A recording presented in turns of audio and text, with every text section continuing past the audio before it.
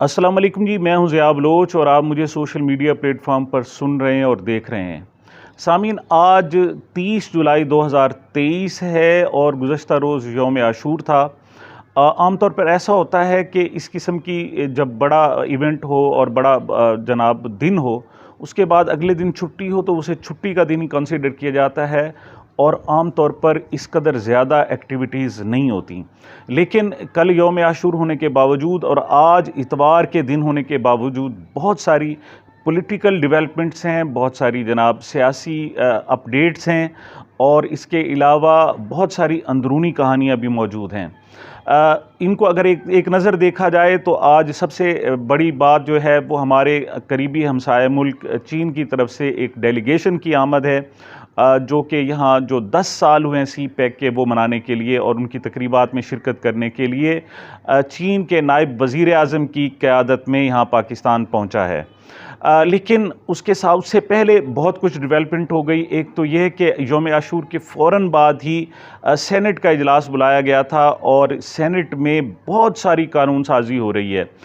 कौमी असम्बली और सेनेट में देखा जाए तो बाकी इस वक्त हुकूमत के जो दिन बाकी हैं वो ज़्यादा से ज़्यादा 13 दिन बाकी हैं, लेकिन लगता ऐसा है कि 13 दिनों में हुकूमत को 13 सालों के काम करना चाह रही है। वज़ीर आज़म शहबाज शरीफ साहब विज़िट पे विज़िट किए जा रहे हैं। आम तौर पर वो कुछ साइट्स पे जाते हैं, लेकिन अब वो साइट्स पर जाने का टाइम ही ख़त्म हो गया।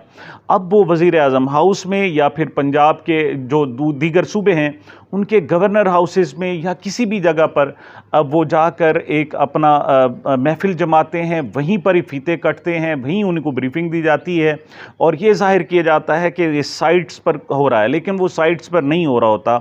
वो सारा कुछ मैक्सिमम गवर्नर हाउसेस में या प्राइम मिनिस्टर हाउस में ही हो रहा है।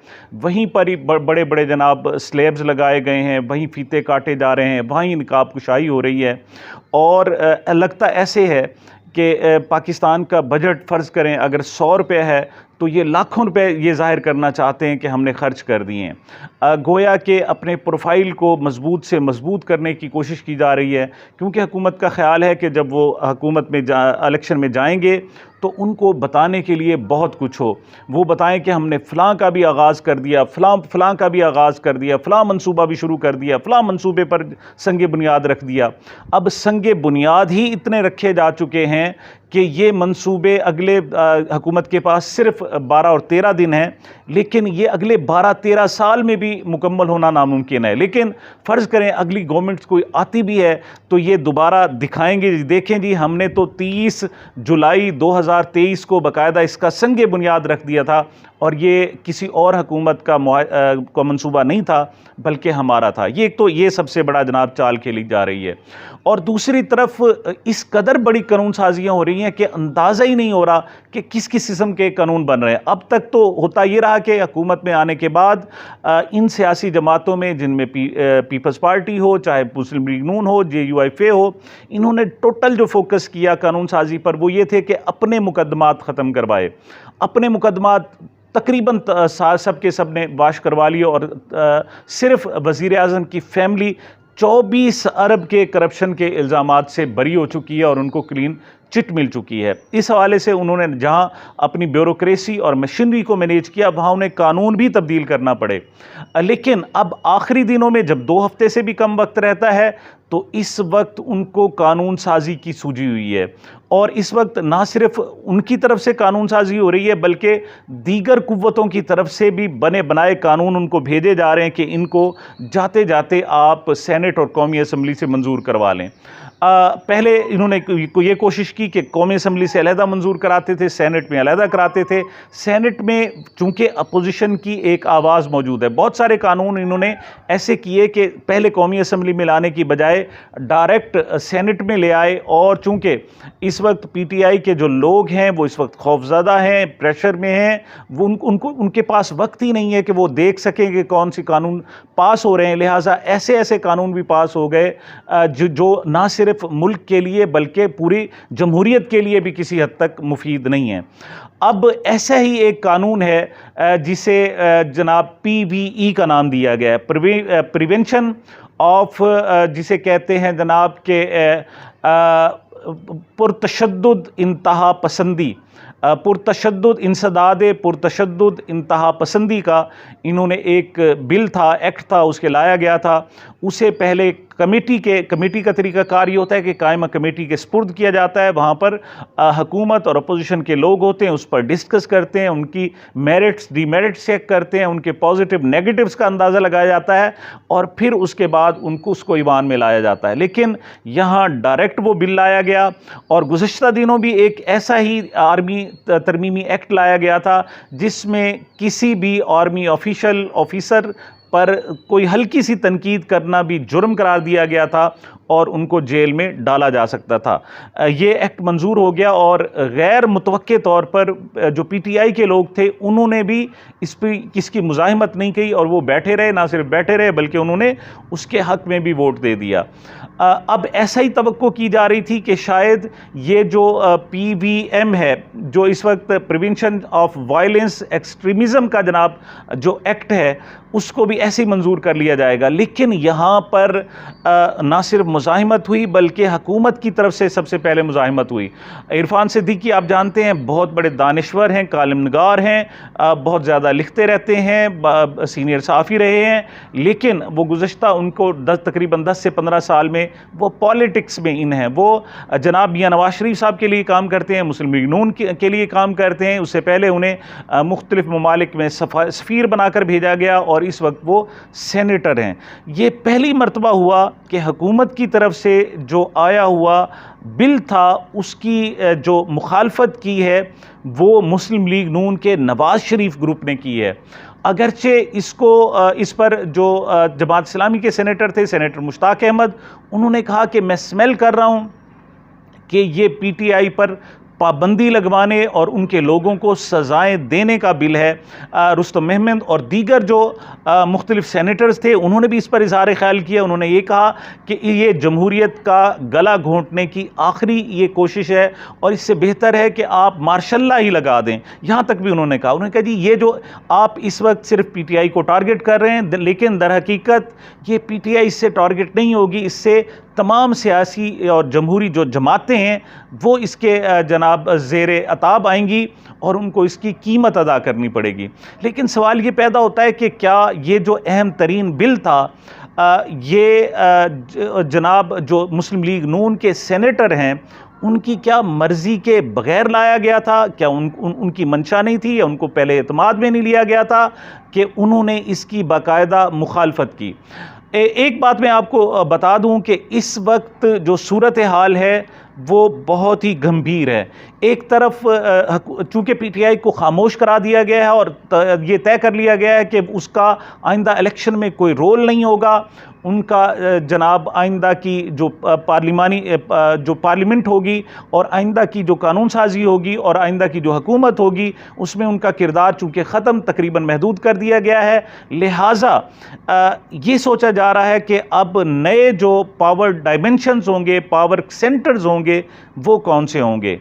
इस हवाले से जो हुकूमती जमातें हैं उनके आपस में इख्तलाफात शदीद तर हो गए हैं और ना सिर्फ पीपल्स पार्टी और मुस्लिम लीग नून के दरमियान फासला बढ़ा है, दरारें गहरी हुई हैं, बल्कि विद इन मुस्लिम लीग नून के अंदर भी ये इख्तलाफात ज़रा ज़्यादा हो गए हैं। यही वजह है कि वहाँ दो ग्रुप अब बिल्कुल आमने सामने नज़र आ रहे हैं। उनमें से एक जनाब नवाज शरीफ साहब का ग्रुप है और मरीम नवाज साहिबा का ग्रुप है और दूसरी तरफ शहबाज शरीफ साहब हैं और उनके साथी हैं।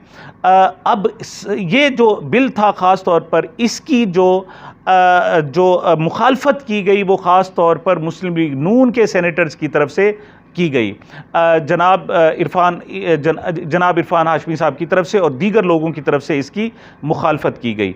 अच्छा, और दूसरी तरफ JUI ने भी इसकी शदीद तरीन मुखालफत की, बल्कि यहाँ तक कहा गया कि लगता ऐसे है कि ये राना सनाउल्लाह साहब ने एक तोप सी लगाई है और वो किसी को निशाना लगाना चाहते हैं, लेकिन उनका ख्याल ये है कि उसको निशाना लगे न लगे जिसको राना सनाउल्लाह मारना चाहते हैं, लेकिन ये दीगर जमहूरी जमातों को ज़रूर लगेगा और जमहूरियत इससे ताब ना लाते हुए शायद दम तोड़ जाए।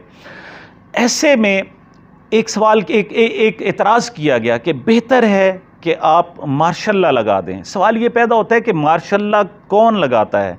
क्या जो मार्शल लॉ लगाते हैं वही इस बिल को लाए हैं? क्योंकि जो पुराना बिल है जो 2 रोज़ पहले पास हुआ, उसके बारे में भी कहा जा रहा है कि वो बिल हुकूमत ने तैयार नहीं किया था, बल्कि ताकतवर हलकों ने वो एक ड्राफ्ट करके हुकूमत के हवाले किया कि इसको मंजूर कराया जाए, और उसको मंजूर कर लिया गया। सिमिलरली अब कहा जा रहा है कि शायद ये जो बिल है, जो इंसदाद पुरतशद्दुद इंतहा पसंदी का बिल है, ये भी शायद मखसूस हलकों की तरफ से हुकूमत को दिया गया कि इसको फौरी तौर अप्रूव करा लें, और उसको पढ़ने की जहमत ही नहीं की गई। लेकिन जब मुस्लिम लीग नून के नवाज शरीफ ग्रुप ने यह सूरत हाल देखी तो सबसे पहले उसने एहतजाज किया। अगरचे हमारे बहुत सारे यूट्यूबर्स, बहुत सारे जनाब जो हमारे चैनल्स हैं, वो इसे इमरान खान की कामयाबी करार दे रहे हैं, और वो कह रहे हैं कि इमरान खान को फतह नसीब हुई है और उनके ख़िलाफ़ जो उनकी पार्टी पर पाबंदी लगाने का जो सोचा गया था, प्लान था, वो नाकाम हो गया। लेकिन दर हकीकत ये बात उससे आगे है।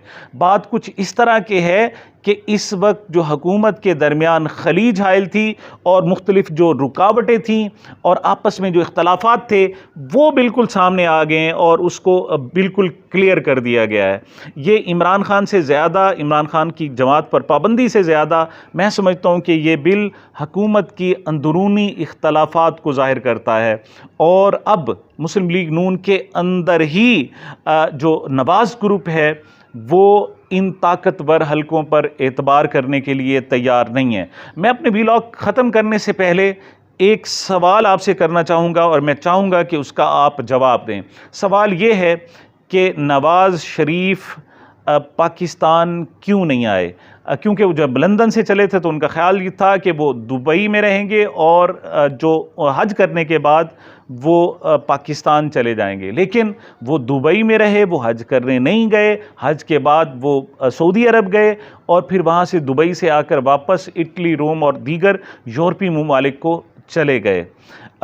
उनको किस पर एतबार नहीं है? क्या उन्हें अपनी हुकूमत और ख़ास तौर पर अपने भाई वज़ीर आज़म शहबाज शरीफ पर एतबार नहीं है?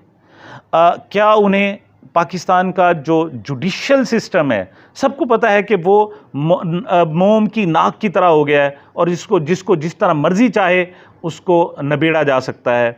और इस वक्त मियां नवाज शरीफ का हिफाजती ज़मानत मंजूर कराना ऐसे दाएं हाथ का काम है, और वो एक दरख्वास्त दें और फौरी तौर पर ज़मानत मंजूर हो सकती है। और ख़ुद मियां नवाज शरीफ साहब ने कहा था कि वो जाएंगे, कुछ अरसा जेल में भी रहना पड़ा तो वो रहेंगे और पाकिस्तानी सियासत में किरदार अदा करेंगे।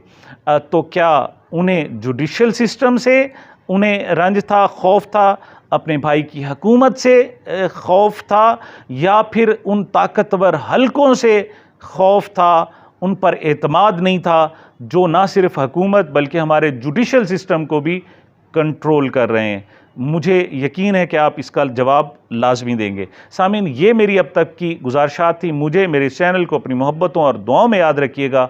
मिलते हैं छोटे से वक्फे के बाद।